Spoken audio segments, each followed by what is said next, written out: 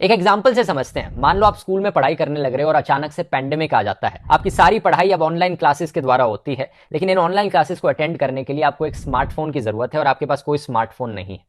आपको अर्जेंटली एक स्मार्टफोन खरीदना है, लेकिन आपके बैंक अकाउंट में पैसे नहीं है इसे खरीदने के। तो आप अपने पेरेंट्स को बोलते हो कि आपके बैंक अकाउंट में कुछ पैसे ट्रांसफर कर दें, लेकिन उन पैसों को ट्रांसफर करने में 2-3 दिन का समय लग जाएगा। लेकिन आपको स्मार्टफोन कल ही खरीदना है क्योंकि कल ही आपकी क्लास है। तो क्या किया जाए? ऐसी सिचुएशन में आप क्रेडिट कार्ड का इस्तेमाल करके एकदम से स्मार्टफोन खरीद सकते हो और बाद में पेमेंट कर सकते हो उसके लिए।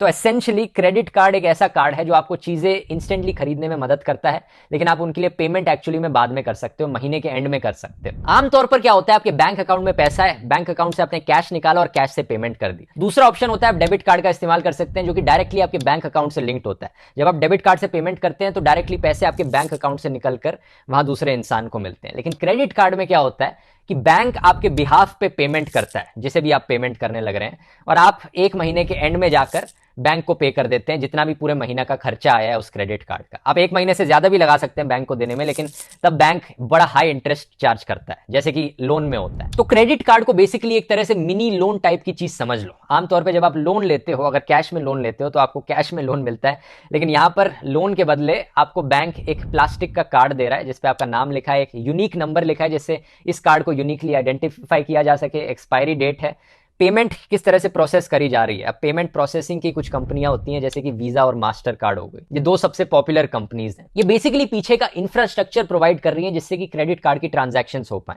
जो बैंक आपको क्रेडिट कार्ड इशू करता है वो वीजा या मास्टर कार्ड से अलग होता है। ये दोनों कंपनी सिर्फ पेमेंट प्रोसेसिंग की कंपनी है। और क्रेडिट कार्ड के पीछे एक मैग्नेटिक स्ट्रिप होती है और सीवीवी नंबर भी लिखा होता है। इसे संभाल कर रखना, सीक्रेट रखना काफी जरूरी है, नहीं तो आपके साथ फ्रॉड हो सकता है। अब हर क्रेडिट कार्ड की दोस्तों एक क्रेडिट लिमिट होती है कि कितना पैसा आप स्पेंड कर सकते हैं उस क्रेडिट कार्ड से बिना बैंक को पैसा वापस दिए। अगर 30,000 की लिमिट है तो 30,000 से ज्यादा आप उस क्रेडिट कार्ड से स्पेंड नहीं कर सकते। ये क्रेडिट लिमिट क्या होती है, ये बैंक टू बैंक डिपेंड करती है आपने कौन सा कार्ड खरीदा है, और बैंक आपका देखता है कि आपकी सैलरी कितनी है, आपका क्रेडिट स्कोर कितना है, उसके बेसिस पे जज करता है कि आपकी क्रेडिट लिमिट कितनी सेट करी जानी चाहिए। अगर बैंक को दिखता है कि आपकी सैलरी काफी ज्यादा है, आप अफोर्ड कर सकते हो ज्यादा पैसा वापस देना बैंक को, तो बैंक आपको ज्यादा ट्रस्ट करता है, इसलिए आपकी क्रेडिट लिमिट ज्यादा होती है। अब क्रेडिट स्कोर भी एक बड़ी इंटरेस्टिंग चीज है। अगर आप अपनी क्रेडिट कार्ड की पेमेंट्स और लोन की पेमेंट्स टाइम पर नहीं भरोगे तो बैंक को लगेगा कि आपको पैसे देना बड़ा रिस्की है, पता नहीं आप कब पैसे वापस लौटा कर ना दे पाओ। जो बैंक को रिस्क फेस करना पड़ता है आपको क्रेडिट कार्ड देते वक्त या लोन देते वक्त, इस रिस्क को जज करने के लिए बैंक ने अपना एक ग्रेडिंग सिस्टम बनाया है। बैंक आपको ग्रेड करता है। ये ग्रेड 300 से लेकर 900 के बीच में दिया जाता है और इसे क्रेडिट स्कोर कहते हैं। अगर आपका क्रेडिट स्कोर 750 और 900 के बीच में है तो ये बहुत अच्छा क्रेडिट स्कोर है। इसका मतलब है कि बैंक आप पर ट्रस्ट कर सकता है और रिस्क काफी लो है। लेकिन अगर आपका स्कोर 300-400 के आसपास है तो बैंक आप पर बिल्कुल भरोसा नहीं कर सकता। तो आपके पुराने ट्रैक रिकॉर्ड को देखकर आपका क्रेडिट स्कोर निकाला जाता है और उसके बेसिस पर बैंक जज करता है कि आपके लिए क्रेडिट लिमिट ऊपर रखनी चाहिए या नीचे रखनी चाहिए। इनफैक्ट आपको क्रेडिट कार्ड देना भी चाहिए या नहीं देना चाहिए। अब आपके लिए क्या फायदा है अगर आप एक क्रेडिट कार्ड का इस्तेमाल करेंगे? तो एक एडवांटेज मैंने वीडियो के शुरू में बताया है कि अगर आप किसी चीज को अभी खरीदना चाहते हैं लेकिन उसकी पेमेंट महीने के एंड में जाकर करना चाहते हैं तो फायदा है इमीडिएट एक्सपेंसेस के लिए। दूसरा बड़ा एडवांटेज है कि क्रेडिट कार्ड को इस्तेमाल करना कम रिस्की होता है एक डेबिट कार्ड के कंपैरिजन में। अगर कोई फ्रॉड होता है आपके साथ तो डेबिट कार्ड के केस में पैसा सीधा आपके बैंक अकाउंट से निकल के वहां चला जाएगा, लेकिन क्रेडिट कार्ड के केस में आपका बैंक, आपका क्रेडिट कार्ड इशूअर आपके बिहाफ पर पे करेगा। और अगर कोई फ्रॉड हो रहा है तो वो इन्वेस्टिगेट करके देख सकते हैं, और अगर एक्चुअली में फ्रॉड हुआ है तो आपका पैसा वापस लौटा सकते हैं। इंडिया में क्या है कि अगर आपके क्रेडिट कार्ड को लेकर कोई फ्रॉड होता है तो कस्टमर की लायबिलिटी यानी आपकी लायबिलिटी जीरो है अगर आप उस फ्रॉड को 3 दिन के अंदर अंदर रिपोर्ट कर देते हैं तो सारा रिस्क कहीं पर पे करने का बेसिकली बैंक उठाने लग रहा है। तीसरा बड़ा एडवांटेज है जो रिवॉर्ड्स आपको मिलते हैं जब क्रेडिट कार्ड आप इस्तेमाल करते हैं। तो अब अलग अलग बैंक्स, अलग अलग क्रेडिट कार्ड्स के अलग अलग रिवॉर्ड सिस्टम्स होते हैं। कुछ में आपको कैशबैक मिलता है, कुछ में आपको बड़े डिस्काउंट्स मिलते हैं, कुछ में आपको इंश्योरेंसेज मिलती हैं, जैसे कि आपकी कोई एक्सीडेंट हो गया उसका इंश्योरेंस मिल रहा है आपको, या ट्रैवल इंश्योरेंस आपको मिलने लग रहा है क्रेडिट कार्ड के साथ फ्री में। डिपेंड करता है आपके क्रेडिट कार्ड पे कि आपको क्या बेनिफिट मिलने लग रहा है उसे यूज करने का। लेकिन आज के दिन ऑलमोस्ट हर क्रेडिट कार्ड में किसी ना किसी तरीके का रिवॉर्ड पॉइंट सिस्टम तो बना ही हुआ है। आप पॉइंट्स कलेक्ट कर सकते हैं और बाद में उन पॉइंट्स को एक्सचेंज कर सकते हैं किसी बड़ी चीज को खरीदने के लिए। अब कौन सा क्रेडिट कार्ड इस्तेमाल किया जाए, इसके लिए मेनली आपको 3 चीजों का ध्यान रखना है।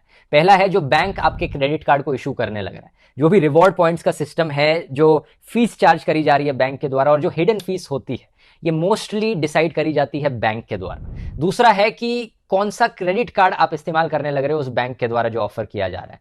कुछ हाई लेवल के क्रेडिट कार्ड्स में ज्यादा रिवॉर्ड्स मिलते हैं आपको, ज्यादा बेटर इंश्योरेंसेज मिलती हैं और पॉइंट्स भी ज्यादा मिलते हैं, लेकिन अक्सर उनकी फीस भी ज्यादा होती है। और तीसरी चीज ध्यान रखने वाली है कि कौन सा पेमेंट नेटवर्क उस कार्ड में यूज किया गया। जैसा मैंने बताया, वीजा और मास्टर कार्ड दो सबसे कॉमन पेमेंट नेटवर्क्स हैं, लेकिन इसके अलावा अमेरिकन एक्सप्रेस, डाइनर्स क्लब और रुपए भी है। हालांकि वीजा और मास्टर कार्ड दोनों इतने कॉमन है आज के दिन कि दोनों के बीच में नेग्लिजिबल फर्क है, लेकिन अमेरिकन एक्सप्रेस जैसे देखोगे तो उसमें इन दोनों के कंपैरिजन में ज्यादा फर्क है, क्योंकि ज्यादातर जगहों पे वीजा और मास्टर कार्ड एक्सेप्ट किया जाता है, अमेरिकन एक्सप्रेस एक्सेप्ट नहीं किया जाता। लेकिन अमेरिकन एक्सप्रेस का फायदा यह होता है कि उसके रिवॉर्ड्स कई ज्यादा होते हैं।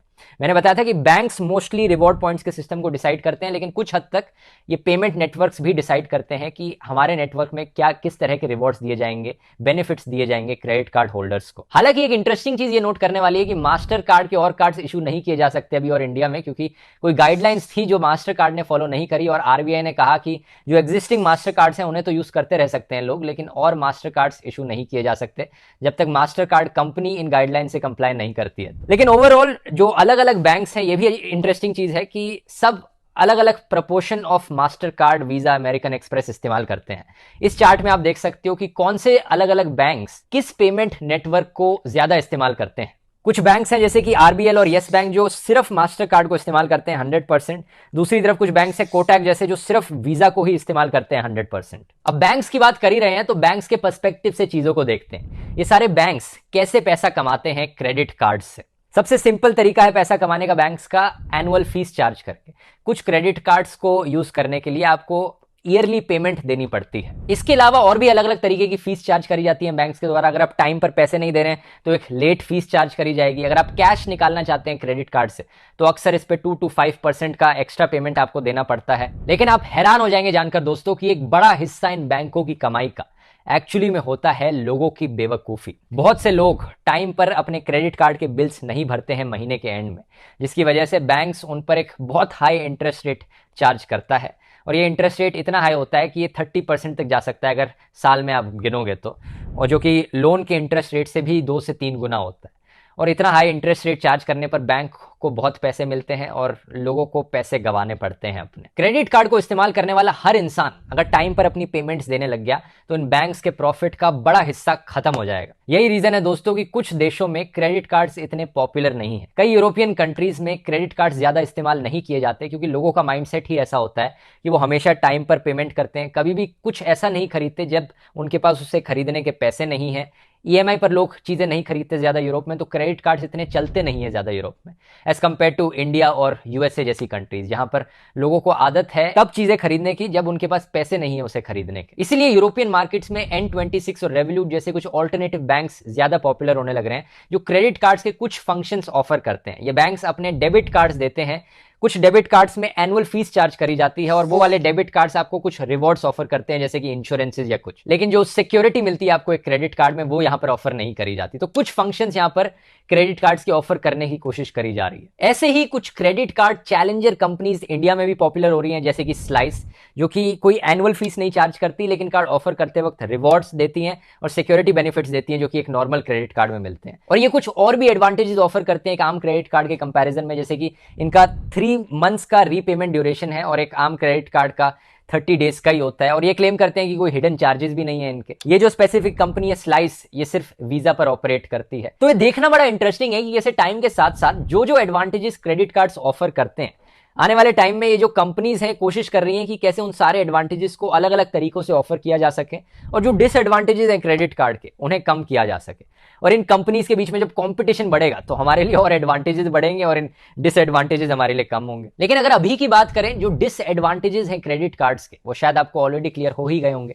जैसा मैंने बताया, अगर आप अपनी पेमेंट्स टाइम पर नहीं करेंगे, अगर आप अपने क्रेडिट कार्ड्स के बिल टाइम पर नहीं भरेंगे तो बहुत ज्यादा आप इंटरेस्ट पे कर सकते हैं और बड़ी जल्दी एक डेट स्पाइरल के अंदर जा सकते हैं जहां पर आप पेमेंट नहीं कर पाए टाइम पर तो आपको इतना ज्यादा इंटरेस्ट चार्ज किया गया कि आपको और भी ज्यादा पेमेंट करनी है। कुछ और दिन रुके, वो पेमेंट और भी ज्यादा बढ़ गई और देखते ही देखते कुछ ही दिनों में, कुछ ही महीनों में वो पेमेंट इतनी ज्यादा हो गई कि आपकी रीच से बाहर है। दूसरे डिसएडवांटेज की भी मैंने ऑलरेडी बात कर ही ली है, काफी हिडन फीस होती है क्रेडिट कार्ड। तो अब सवाल ये उठता है कि क्या आपको क्रेडिट कार्ड इस्तेमाल करना चाहिए या नहीं करना चाहिए। इसका आंसर बड़ा सिंपल है दोस्तों, अगर आप टाइम पर अपनी पेमेंट्स करेंगे क्रेडिट कार्ड बिल्स की तो कर सकते हैं आप इस्तेमाल। दूसरी तरफ अगर आप क्रेडिट कार्ड का इस्तेमाल ऐसी चीजें खरीदने के लिए करेंगे जिन्हें आप अफोर्ड नहीं कर सकते, अगर आप ये सोचकर आज कुछ खरीदते हैं कि अभी मेरे पास पैसे नहीं है, मैं क्रेडिट कार्ड पे खरीद लेता हूं, लेकिन 30 दिन बाद तक कहीं से पैसे का जुगाड़ कर लूंगा, तो मत इस्तेमाल कीजिए क्रेडिट कार्ड को। डेट ट्रैप में फंस सकते हैं आप। तीसरा, अगर आप कोई रिवॉर्ड्स देखकर क्रेडिट कार्ड को खरीदने चल रहे हैं तो थोड़ा सिचुएशन को इवैल्यूएट करके देखिए। जो अलग अलग फीस आप पे करेंगे उस क्रेडिट कार्ड को इस्तेमाल करने की, अक्सर 2 से 3% प्रोसेसिंग फीस होती है, और जो रिवॉर्ड्स आपको उसके बदले मिलेंगे, क्या वो एक्चुअली में वर्थ इट होंगे या फिर आपका नुकसान ही होगा वहां पे। तो थोड़ा ये कैलकुलेट करके देखना पड़ेगा आपको। लेकिन चौथा, अगर आपको कहीं ऑनलाइन पेमेंट करते वक्त या कहीं भी पेमेंट करते वक्त डर रहता है कि कहीं फ्रॉड ना हो जाए यहां पर, तो सेफ्टी बनाए रखने के लिए क्रेडिट कार्ड का ही इस्तेमाल कीजिए इस जगह पर। मिलते हैं फिर अगले वीडियो में। बहुत बहुत धन्यवाद।